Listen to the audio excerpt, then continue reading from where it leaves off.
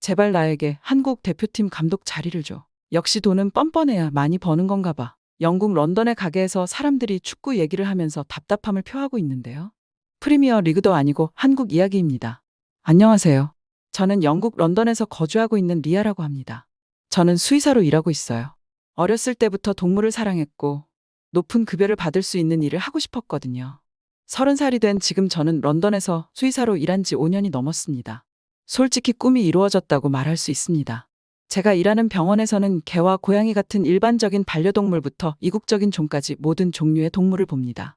하루도 같은 날이 없기 때문에 항상 흥미진진한 일이 벌어집니다.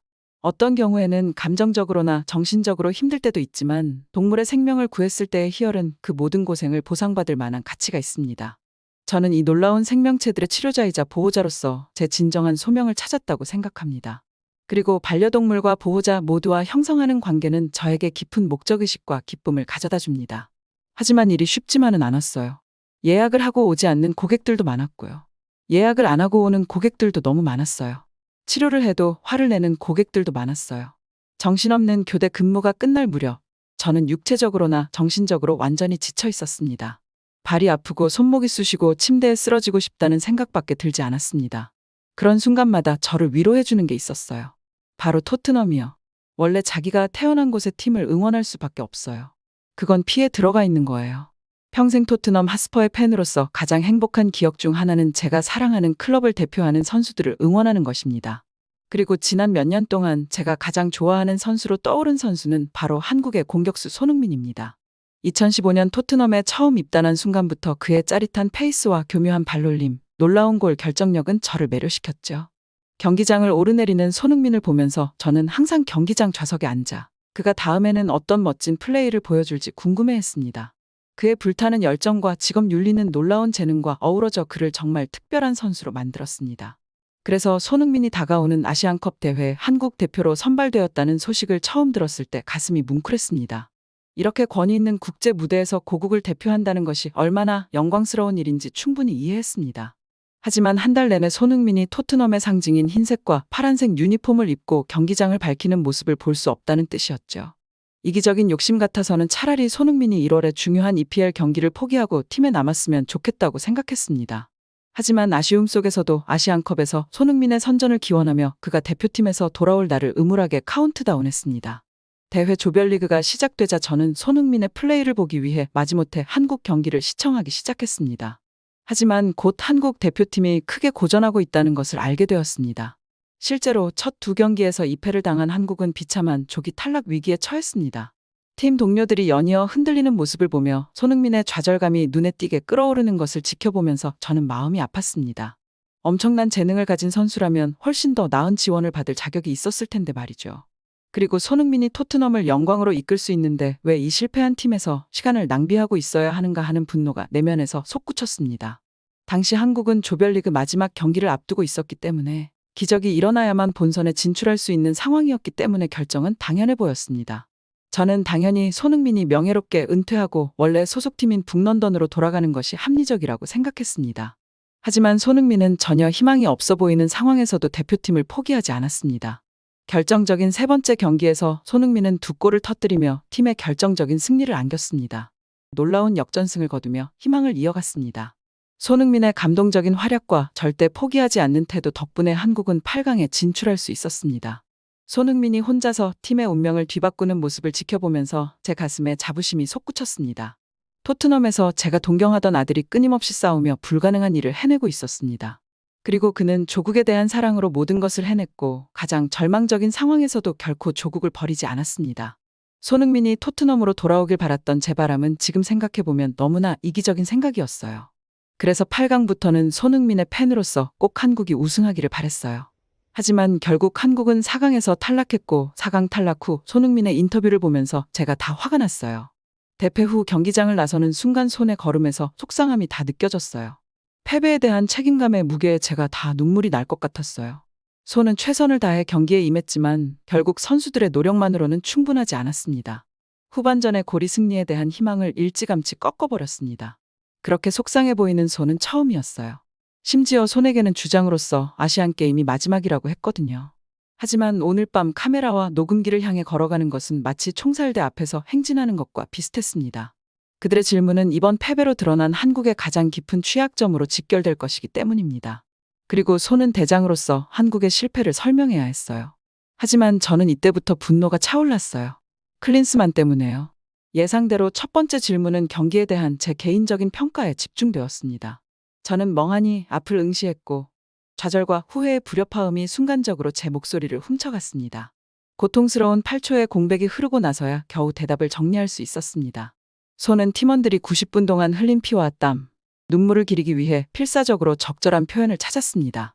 또한 우리가 부족했던 부분과 제가 어떻게 더 잘 이끌었어야 했는지를 인정하기 위해서도요. 선수들은 오늘 최선을 다했습니다. 저는 언론이 더 이상 불행을 들춰낼 때가 아니라는 것을 알아주길 바라며 천천히 말을 이어갔습니다. 그리고 그들이 보여준 노력과 결단력에 대해서는 비난할 수 없습니다. 지지자들의 침통한 얼굴이 주마등처럼 스쳐 지나갔습니다.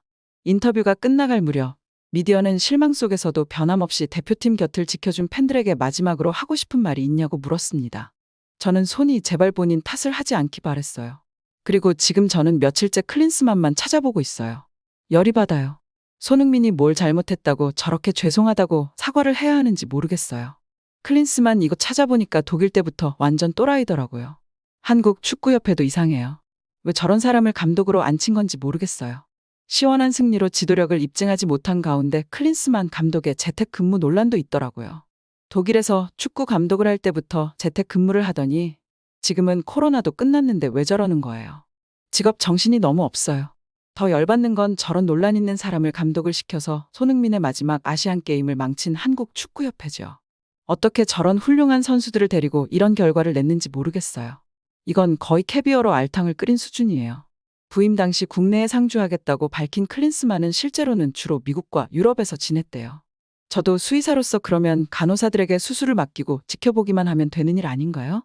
심지어 재택근무하면 창피한 줄 알고 가만히 있어야지 현지에서 방송 출연과 행사 참여 등 대표팀 감독 업무와 무관한 일도 여러 차례 했다. 한국 대표팀 감독 자리를 가볍게 여기는 것 아니냐는 비판을 받아도 클린스만 감독은 원격 근무 방식으로 열심히 일하는 데다 해외에서도 자신이 할 일이 있는 것뿐이라고 해명했다는데요. 더 열받게 한국 상황은 코치가 책임지고 있다는 거죠. 솔직히 저런 사람들은 경질되어야 해요. 진짜 뻔뻔해야 돈을 많이 버나 봐요. 자신에게 편할 때만 나타나서 잘난 척하는 클린스만을 보면서 피가 끓어오르는 것을 느꼈습니다. 그는 선수 선발과 전술을 넘어선 감독의 본질적인 역할을 이해하지 못한 걸까요? 말보다 행동이 더 큰 힘을 발휘합니다. 그 어느 때보다 사기가 저하된 팀원들에게는 앞으로의 혹독한 재건을 위해 헌신하는 확고한 가이드가 필요했습니다. 태평양 건너편에서 전화로 연락을 취하는 무능한 리더가 아니라.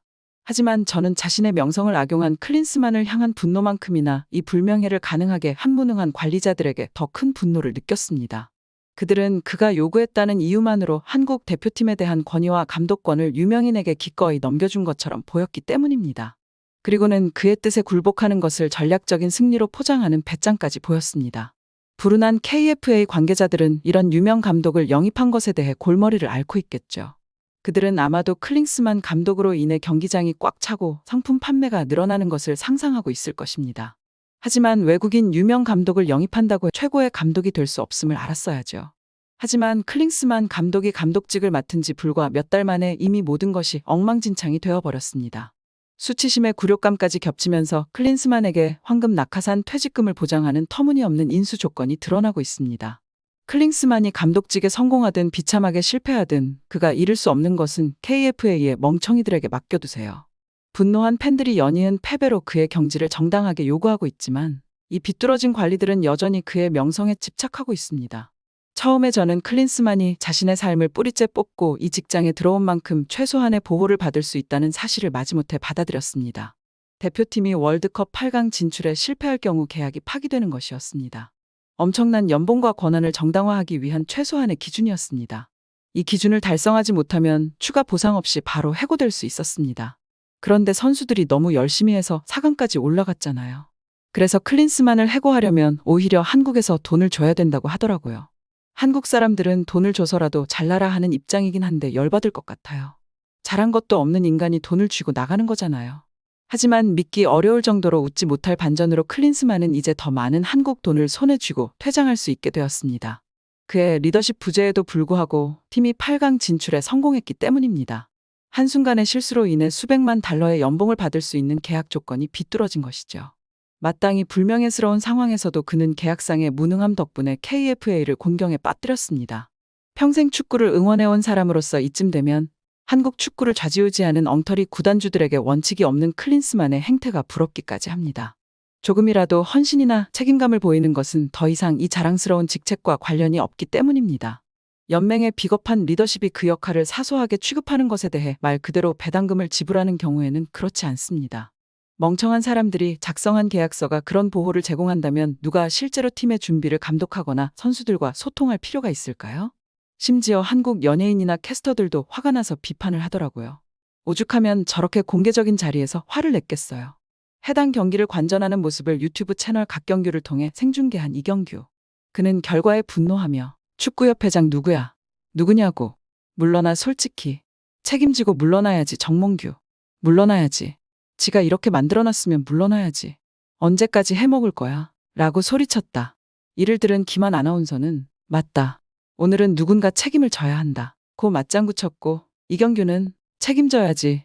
저게 무슨 짓거리인가 하면서 분노하는 모습들을 보여줬어요. 영국 사람인 저도 이렇게 화가 나는데 한국 사람들은 얼마나 화가 나겠어요. 손흥민만 안타까운 게 아니에요. 김민재나 황인범 같은 선수들도 안타까워요. 다들 4강에서는 정말 지쳐 보였어요. 연장전 때문에 체력적으로 힘들어 보였거든요. 저는 카타르에서 깨어나 한국의 기초를 다져준 든든한 수비수 김민재 선수를 떠올렸습니다. 눈물과 빗방울이 섞인 그의 쓸쓸한 눈빛이 모든 것을 말해줬습니다. 이 특별한 여정이 일찍 끝나면서 이루지 못한 많은 약속이 여운으로 남았습니다. 전 세계를 누비며 진정한 전성기를 누린 민재는 정복자로서의 명예를 안고 중동을 떠나야 마땅했습니다. 운명을 바꿀 기회조차 얻지 못한 승부차기 패배에 한해 시달릴 필요도 없었습니다. 운명은 특히 가장 뜨거운 꿈을 가진 사람들에게는 너무나도 불공평할 수 있습니다. 황인범도 마찬가지였습니다. K리그의 영광을 쫓던 10대 시절을 함께했던 기억이 아직도 생생한데 지금은 태극전사들의 심장 박동수를 대변하고 있습니다. 하지만 아쉽게도 기념비적인 이변을 일으킬 수 있을 거라는 희망이 부풀어 오를 때쯤 경기는 끝났습니다. 잔디밭에 쓰러져 있는 임범이의 모습은 유럽에서 활약하던 그의 위태로운 입지를 생각하면 더더욱 마음이 무거웠습니다.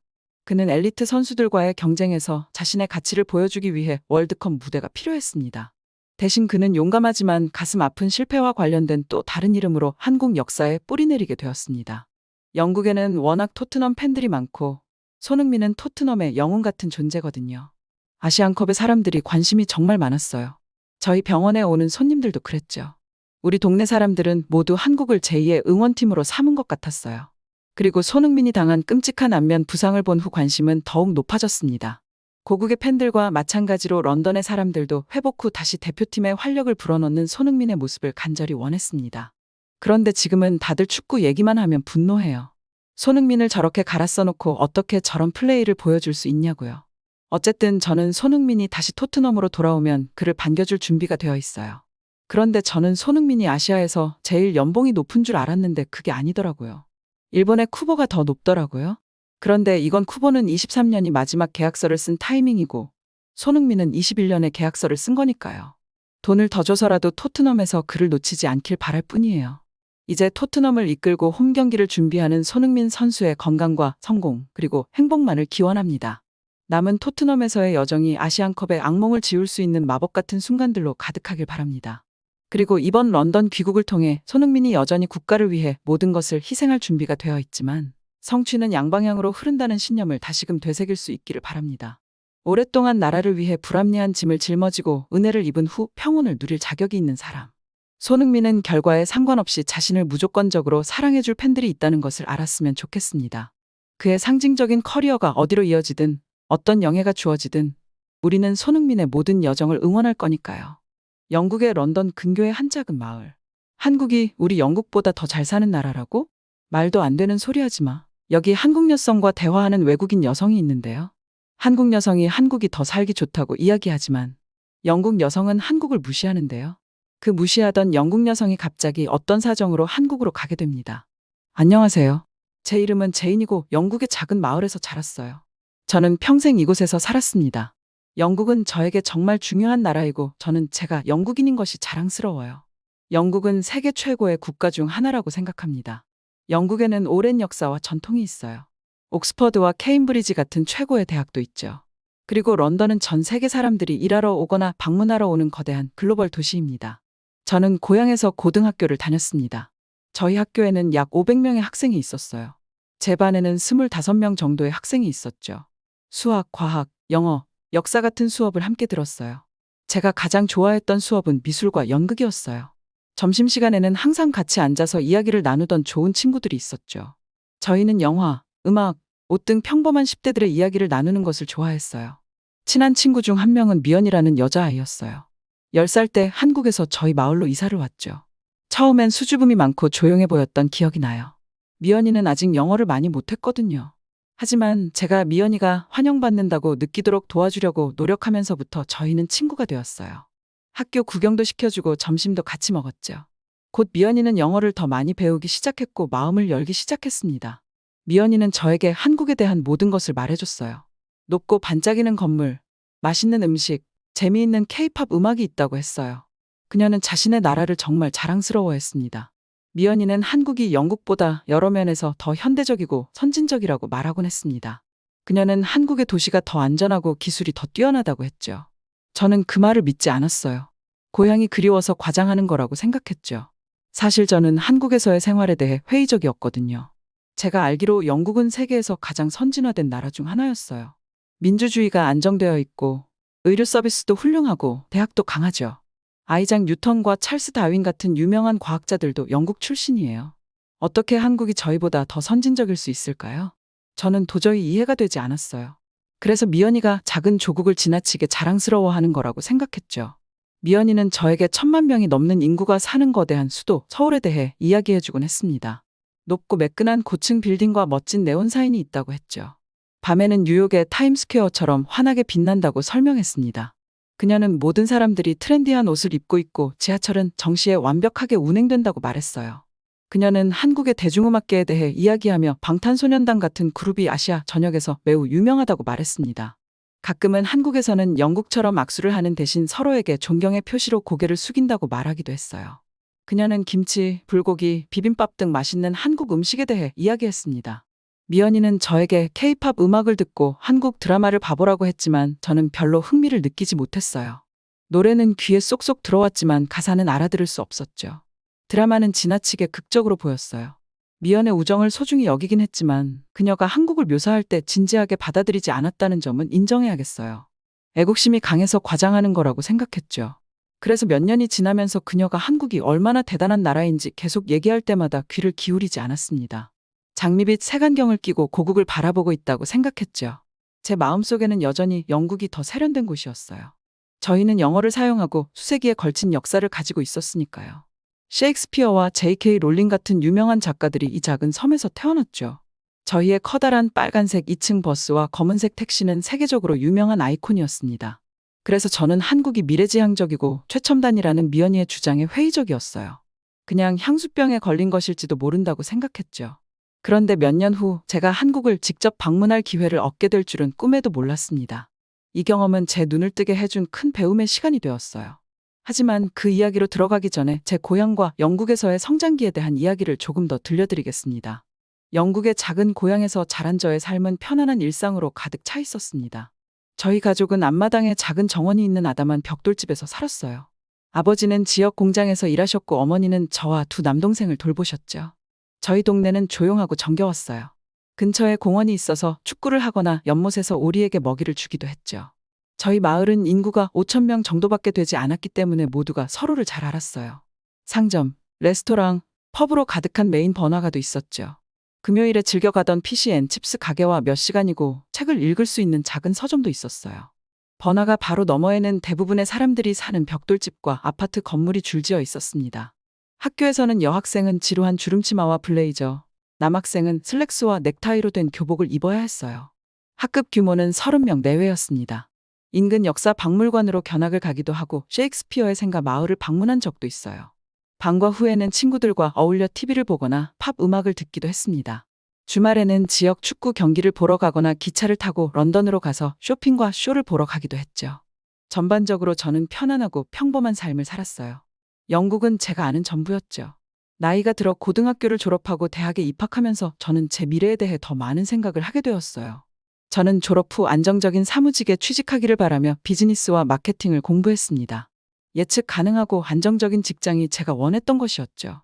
대학 졸업 후 저는 런던의 한 소비재 회사에 취직했어요. 마케팅 부서에서 일하면서 제품 분석과 판매 예측을 하는 일을 시작했습니다. 전형적인 9시부터 5시까지 근무하는 사무직이었죠. 저는 매일 전문 스커트 정장을 입고 붐비는 아침 지하철을 타고 시내로 출근했어요. 높은 유리 건물 밖에는 2층 버스와 그 유명한 검은색 택시가 지나가고 있었죠. 런던은 유서 깊은 석조 건물과 반짝이는 새 고층 빌딩, 그리고 끊임없이 건설 중인 건물이 어우러진 흥미로운 곳이었어요. 거리는 에너지로 가득했습니다.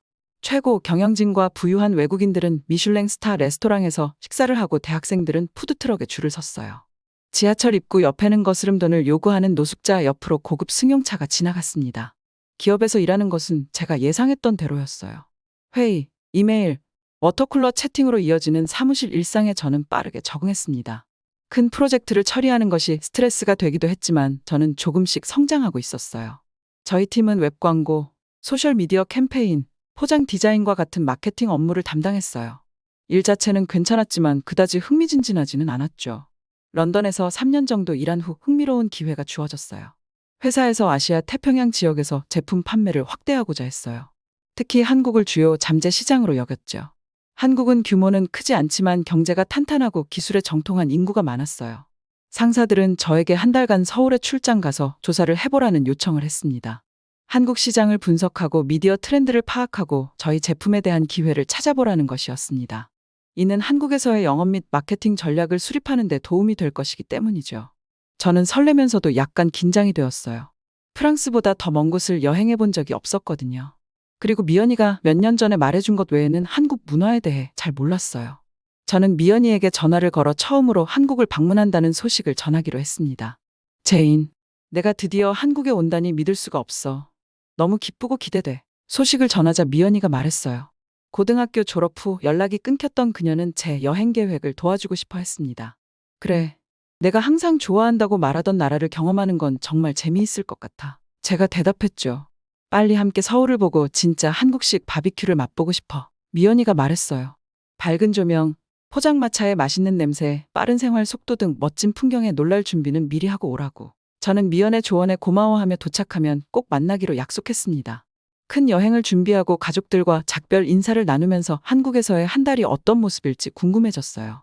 미연이가 말한 것처럼 정말 미래지향적이고 인상적일까요? 아니면 그녀가 과장된 것일까요? 12시간의 비행 끝에 드디어 비행기는 서울 외곽의 인천공항에 착륙했습니다. 저는 긴장도 되고 혼란스러운 마음으로 활주로에서 내렸습니다. 제가 알아들을 수 없는 언어로 네온사인이 번쩍이고 있었습니다. 공항은 반짝이는 바닥과 높은 창문이 사방에 있는 세련된 모습이었어요. 사람들은 최신 유행의 세련된 옷을 입고 분주하게 움직였습니다. 대형 스크린에서는 K-팝 뮤직비디오가 흘러나왔습니다. 공항을 걷다 보니 로봇 청소기가 미끄러지듯 바닥을 청소하는 모습이 보였어요. 터치스크린 키오스크는 대중교통 옵션과 관광 정보를 제공했습니다. 무료 와이파이와 휴대폰 충전소가 곳곳에 있었어요. 출입국 심사도 빠르고 효율적이었습니다. 짐을 찾은 후 택시와 버스 표지판을 따라 이동했어요. 공항 직원들은 영어를 잘하고 매우 친절했죠. 밖에서는 반짝이는 새 기차가 시속 300km가 넘는 속도로 승객들을 시내로 실어 나르고 있었습니다. 서울은 불과 40분 거리에 있었어요. 공항 입국장에 앉아서 저는 이곳이 제가 상상했던 후진국과는 전혀 다르다는 것을 깨달았습니다. 최첨단 기술과 인프라를 갖춘 초현대적인 사회였어요. 전에는 그렇게 회의적이었던 제가 갑자기 순진했다는 생각이 들었죠. 시내로 들어서면서 저는 창밖으로 펼쳐지는 이국적인 풍경을 바라보고 있었습니다. 강변을 따라 거대한 아파트 타워가 줄지어 서 있었어요. 모두 햇빛을 받아 반짝반짝 빛나고 있었습니다. 도시의 규모는 그야말로 어마어마했죠. 저희는 젊은이들이 수다를 떨거나 휴대폰을 들여다보는 카페를 지나쳤습니다. 야외 시장에는 생전 처음 보는 형형색색의 향신료와 오징어, 채소가 산더미처럼 쌓여 있었어요. 길거리는 매혹적인 고기 굽는 냄새가 가득했습니다. 서울은 활기찬 에너지와 활동으로 가득했습니다. 도심으로 더 깊숙이 들어가자 건물들이 점점 더 높아졌어요. 오후 한낮인데도 거대한 광고판과 네온사인이 거리를 환하게 비추고 있었죠. 수백 명의 사람들이 인도와 지하철역을 잇는 지하 터널을 오가고 있었습니다. 평일이라서인지 멋진 비즈니스 정장을 입은 한국 직장인들이 서둘러 지나가고 있었어요. 교복을 입은 학생들은 수업이 끝나고 간식을 먹으며 웃고 떠들었죠. 다른 사람들은 모두 쇼핑백이나 테이크아웃 커피 잔을 들고 있는 것 같았습니다. 택시를 타고 명동의 번화가에 있는 숙소로 향했어요. 번화한 거리에 들어서자 더욱 번쩍이는 화장품 가게와 트렌디한 패션 부티크의 간판이 눈에 들어왔습니다. 플라스틱 음식 진열대가 늘어선 상점과 레스토랑에서는 신나는 음악이 흘러나왔어요. 샵에는 눈썹을 정리하고 얼굴을 화장하는 한국 여성들이 줄지어 있었습니다. 공기에는 구운 고기, 향수, 갓 구운 빵 냄새가 섞여 있었어요. 떡볶이, 계란빵, 생선 모양의 붕어빵 같은 간식을 파는 길거리 음식 카트에도 줄이 길게 늘어선 것을 보았죠. 상인들은 제가 지나갈 때마다 무료 샘플을 나눠주었답니다. 모든 것을 다 먹어치우려다 보니 감각이 과부하되어 압도당해버리고 말았어요. 미연이가 왜 한국을 그렇게 좋아하는지 바로 알 수 있었어요. 제가 상상했던 낙후되고 지루한 나라가 아니었습니다. 서울은 영국에서 경험했던 그 어떤 도시보다 광활하고 미래지향적이며 자극적인 도시였어요. 제가 어떻게 그렇게 무지할 수 있었을까요? 한국의 놀라운 발전과 독특한 에너지에 대해 미연이가 한 말들이 전혀 과장된 말이 아니었음을 이제야 알았습니다. 호텔에 짐을 풀고 방에서 반짝이는 도시 풍경을 바라보면서 이 놀라운 여행이 놀라움으로 가득할 것이라는 사실을 깨달았습니다. 저는 앞으로 몇 주 동안 제 기존 가정을 완전히 뒤집어야 했어요. 이것은 제 세계관에 깊은 도전을 주는 인생의 전환점이 될 여행의 시작에. 서울에서의 첫 며칠은 압도적이었습니다. 도시는 거대하고 시끄러웠으며 활기가 넘쳤습니다. 영국에서는 모든 것이 차분한 속도로 움직였어요. 하지만 이곳에서는 사람들이 목적의식을 가지고 사방에서 분주하게 움직였습니다. 자동차는 경적을 울리며 속도를 내고 10대 그룹은 웃음소리를 내고 건설 노동자들은 앞뒤로 소리를 질렀습니다. 에너지가 멈추지를 않았죠. 바쁜 인파가 끊임없이 인도와 쇼핑 지구를 가득 메웠습니다. 영국에서는 줄을 서는 사람들이 질서정연하고 조용했었지만 한국에서는 사람들이 주문하기 위해 카운터까지 밀려들었어요. 재래시장에는 가장 신선한 채소를 사기 위해 서로 팔꿈치를 부딪히는 할머니들로 가득했어요. 아무도 영국에서처럼 개인 공간에 대해 신경 쓰지 않았죠. 많은 문화적 차이가 저를 놀라게 했습니다. 사람들은 식당에서 큰 소리로 국수를 꿀꺽 삼키고 식사 후에는 만족감을 표시하기 위해 트림을 했습니다. 영국 카페에서는 식사 중 어떤 소리도 무례한 행동으로 간주했었어요. 한국인들은 제 직업, 수입, 결혼 여부 등 매우 직접적인 질문을 바로바로 던지는 경우가 많았는데 처음에는 거슬리기도 했습니다. 하지만 그들의 호기심은 친근한 개방성에서 비롯된 것이어서 감사하게 생각하게 되었어요. 서울에서 가장 인상 깊었던 것은 삶의 속도와 기술에 대한 집착이었습니다. 사람들은 걷거나 자전거를 타면서도 끊임없이 휴대전화를 들여다보고 있었어요. 대중교통은 지연과 주말 선로 공사가 잦은 영국의 튜브와 달리 시간을 정확하게 지켰습니다.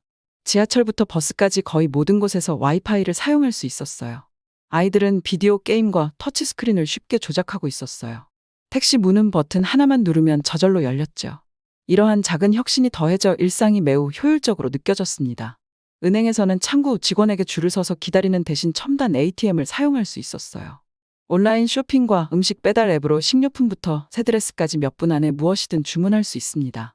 런던의 제 친구들은 한국 드라마나 K-팝 그룹 등 한국의 엉뚱한 대중문화 수출에 대해 언급했었어요. 하지만 가까이서 보니 그 매력을 이해할 수 있었죠.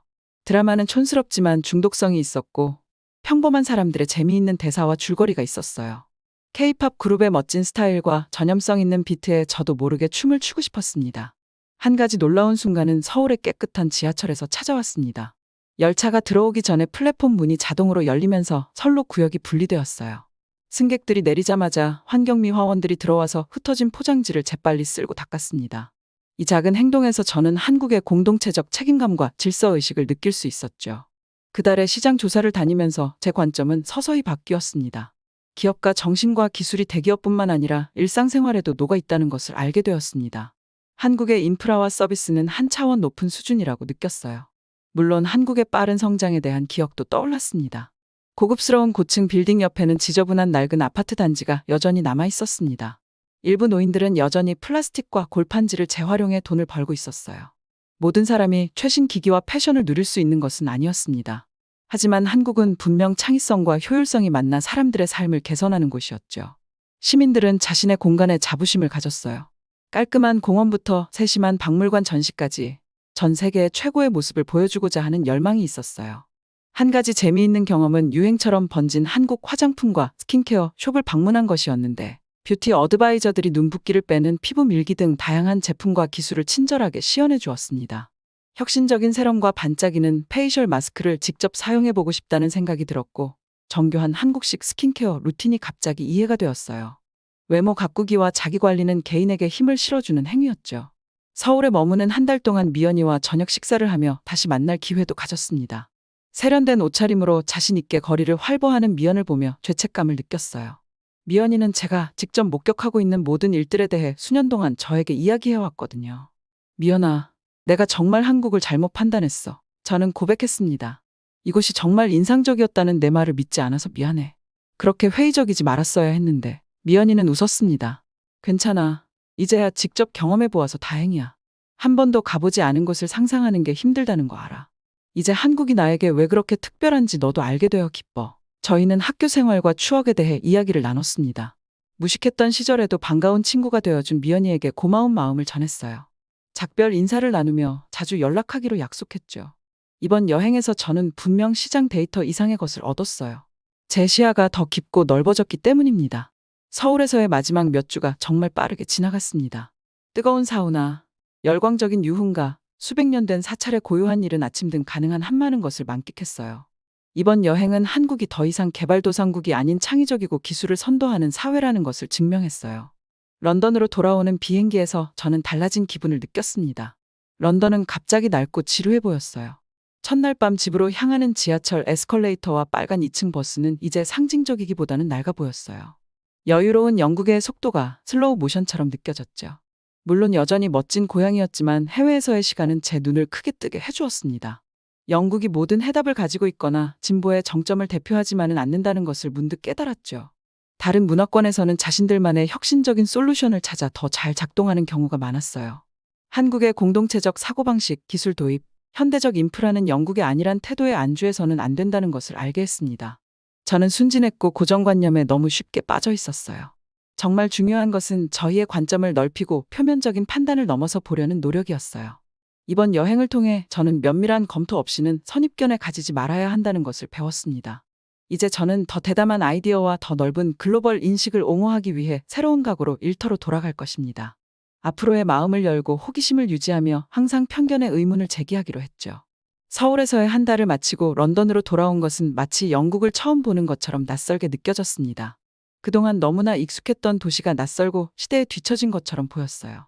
지하철을 타면서 서울의 매끈하고 현대적인 지하철에 비해 런던 지하철이 얼마나 낙후되어 있는지 실감했습니다.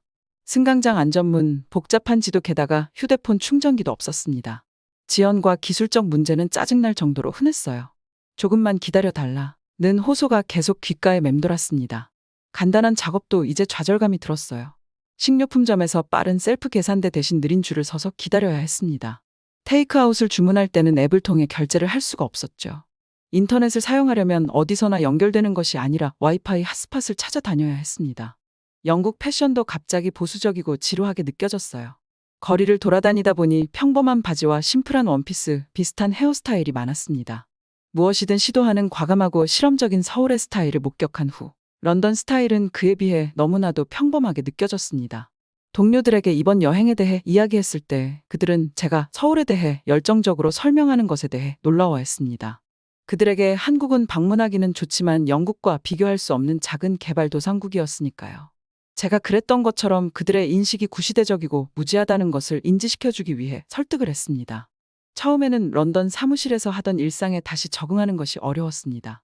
한국의 보편화된 스마트 서비스와 앱을 경험하고 나니 지금 시스템은 뒤처진 느낌이 들었죠. 회사의 관료주의와 여러 계층의 관리 체계가 저를 좌절하게 만들었어요. 프로세스를 간소화하고 종이 시스템을 디지털화하고 싶었지만 변화는 더디기만 했습니다. 회의에서 저는 종종 한국에서는 이렇게 멋지고 효율적인 방식으로 일하는데 라는 말을 입에 달고 살았습니다. 한국의 첨단 지하철 에티켓과 셀프 계산대에 대한 제 일화에 그들은 정중하게 고개를 끄덕일 뿐 실제로 적응하려는 의지는 보이지 않았습니다. 실망스럽게도 많은 영국 동료들은 여전히 한국을 열등하거나 이상한 나라로 여겼어요. K-팝과 김치가 그 사회를 선진 사회로 만들지는 않는다. 고 말하는 이들도 있었죠. 그들은 위험한 아시아의 혁신보다는 오랜 시간 검증된 영국의 제도를 선호했습니다. 저는 논쟁을 피하기 위해 자주 인내심을 길러야만 했어요. 귀국 후 1년 동안 저는 영국의 완고한 관성에 점차 분노하고 조바심을 내고 있는 제 자신을 느꼈습니다. 그들은 다른 곳에서 개척되고 있는 더 스마트한 솔루션을 개선하고 도입하려는 노력조차 하지 않고 있었죠.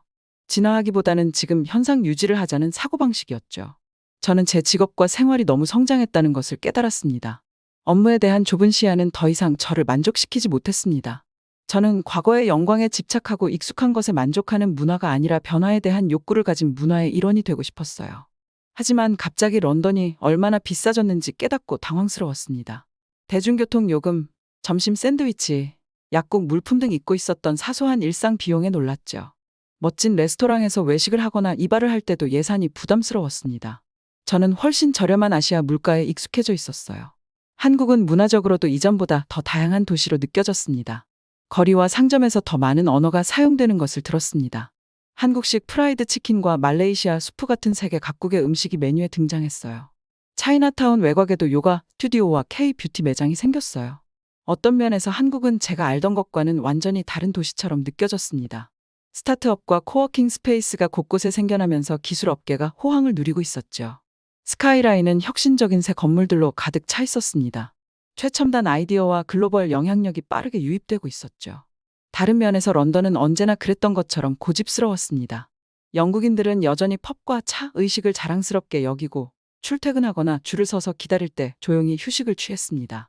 도시이자 갈길, 붉은 벽돌로 지어진 타운홈, 오래된 녹색 공원으로 남아 있었어요. 구석구석에 역사가 남아 있었죠. 저는 주말에는 지저분한 거리 시장과 국제적인 이스트엔드 갤러리를 거닐고 평일 저녁에는 동네 펍에서 긴장을 푸는 등 영국 생활에 서서히 적응해 나갔습니다.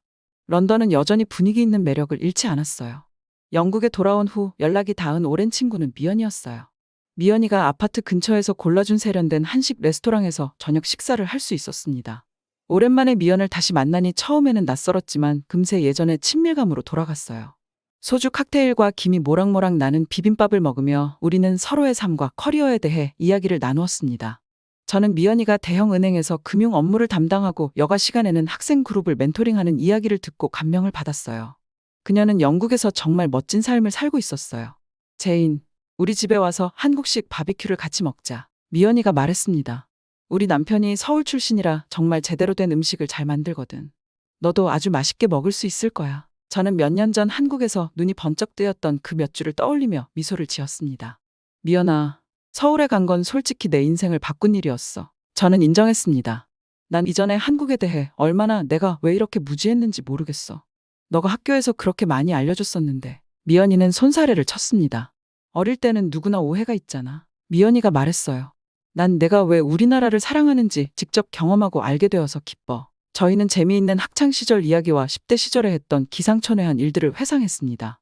미연이는 옛날 미술 수업과 수학여행을 떠올렸고 저는 다른 친구들의 현재 모습을 이야기했어요. 미연이의 친근하고 따뜻한 존재가 제 삶에 얼마나 그리웠는지 깨달았습니다. 나중에 차를 마시면서 저희의 대화는 좀 더 진지해졌습니다. 미연아, 돌이켜보면 내가 한국에 대해 이야기할 때 진지하게 받아들이지 못했던 게 정말 미안해. 제가 고백했어요. 나는 내가 자랑만 하는 줄 알았어. 하지만 한국은 실제로 충분히 자랑스러워할 만한 나라였어. 미연이는 기꺼이 끄덕였습니다. 괜찮아. 우리 모두 가끔은 그런 생각을 하잖아. 내가 회의적이었다고 하더라도 나쁜 의도가 아니었다는 거 알아. 저는 한숨을 쉬었어요. 글쎄, 외국에서 살면서 정말 눈을 뜨게 되었어. 그곳 사람들의 입장이 되어보기 전에는 그 장소를 함부로 판단해서는 안 된다는 걸 배운 것 같아. 다른 문화에는 감사할 것이 정말 많은 걸 알았어. 우리는 서로에게서 계속 배워나가야 해. 라고 미연이도 동의했습니다. 지금 세계는 하나로 다 연결이 되어 있잖아. 우리의 관점을 계속 넓힐 수 있고 친구로서 소통하는 데 도움이 되고 있어. 저는 미연이의 따뜻함과 지혜에 영감을 받고 돌아갔습니다. 그녀는 몇 년 전에도 저에게 자신의 문화를 소개하는 친절한 가이드였어요. 인생의 여정을 통해 다시 만나게 된 지금, 미연이는 다시 한번 제 시야를 넓혀주고 있었습니다. 몇 주 후 미연의 아늑한 아파트에서 미연의 남편이 준비한 육즙이 가득한 한국식 바비큐와 매콤한 반찬에 군침을 흘렸습니다. 스모키하고 달콤한 맛은 저를 에너지 넘치는 시장과 네온사인이 켜진 서울의 뒷골목으로 데려다 주었습니다. 저녁을 먹으며 미연이와 저는 이방인이자 이민자로서 새로운 나라에 적응하던 초창기 시절을 회상했어요. 그리고 그 취약한 순간에 누군가가 우리를 환영해준다는 느낌을 주는 것이 얼마나 중요한지 깨달았습니다. 제인, 그때 내 우정은 정말 큰 의미가 있었어. 라고 미연은 말했습니다. 모든 것이 너무 새롭고 혼란스러웠었거든. 하지만 너는 나를 받아들여준다고 느끼게 해줬어. 저는 그녀의 손을 꽉 쥐며 감동했습니다. 그리고 그 대가로 너에게 많은 것을 배웠어. 편견을 없애기까지 너무 오래 걸려서 미안해. 저희는 둘 다 웃었습니다. 그날 저녁 미연이와 저는 새로운 연결이라는 선물에 감사하며 새로운 유대감을 느끼고 떠났습니다. 저희의 이야기는 바다를 사이에 두고 수십 년 동안 떨어져 있어도 어떤 우정은 영원히 깊은 방식으로 저희의 성장을 계속 키워준다는 것을 보여주었어요. 수년이 지난 후 미연이와 다시 만난 것은 엄청난 보람이었습니다. 제 성장기에 미연이가 제 세계를 확장하는 데 끼친 영향을 이제야 느낄 수 있었습니다. 낯선 것을 탐구하라는 미연의 끊임없는 격려가 제가 회의적이었을 때에도 저를 형성해주고 있었습니다. 미연이는 좋은 친구는 서로가 성장하도록 부드럽게 영감을 주는 관계라는 것을 가르쳐 주었습니다. 저희의 우정은 경계를 다시 생각하도록 도전하는 새로운 경험의 문을 열어주었죠. 그리고 몇 년 후 서로가 얼마나 성장했는지 보여주기 위해 두 팔 벌려 환영해 주었습니다. 그 후 몇 달 동안 미연이와 저는 서로를 위한 시간을 더 많이 만들었습니다. 집에서 만든 음식을 나눠 먹고 미술 전시회를 관람하고 진로에 대한 조언을 주고받았죠. 미연이는 몇 년 동안 연락을 자주 하지 못했던 저를 비난하지 않았어요. 미연이가 쉽게 용서해 주어서 고마웠어요. 미연이가 제 삶으로 돌아오면서 런던 자체에 대한 애정이 더욱 커졌습니다. 그녀의 눈을 통해 런던은 더욱 질감이 있고 친밀하게 느껴졌어요. 저희는 함께 아늑한 정원, 재즈펍, 밤늦게까지 지글지글 케밥을 파는 작은 탄두르 주방 등 숨겨진 구석구석을 발견했습니다. 미연은 제가 겉으로만 보았던 동네의 구석구석을 알고 있었어요. 그녀가 좋아하는 꽃집, 빈티지 드레스숍, 프랑스 제과점은 제에게도 소중한 명소가 되었습니다. 그녀의 안내에 따라 런던은 과거의 도시에서 앞으로 더 많은 발견의 가능성이 가득한 도시로 보였어요. 이 멋진 우정은 시간이 흐르고 거리가 멀어지면서 더욱 아름답게 성숙해졌습니다. 저희가 공유한 역사의 실타래와 성장한 자아의 다채로운 새 가닥을 함께 엮으며 더욱 강한 유대감이 생겨났죠. 미연이의 친숙하고 따뜻한 존재가 제 삶에 다시 돌아왔다는 것은 가장 큰 선물이었습니다. 그녀는 저희 긴 여정을 알고 제가 얼마나 멀리 왔는지 축하해 줄 수 있는 가족 같은 존재였어요. 미연이가 제 곁에 돌아와서 런던이 다시 한번 고향처럼 느껴졌습니다. 위에 다른 따뜻한 사연들도 있으니 꼭 시청해 주세요. 구독과 좋아요 부탁드릴게요. 끝까지 시청해 주셔서 감사합니다. 그럼 내일 또 만나요.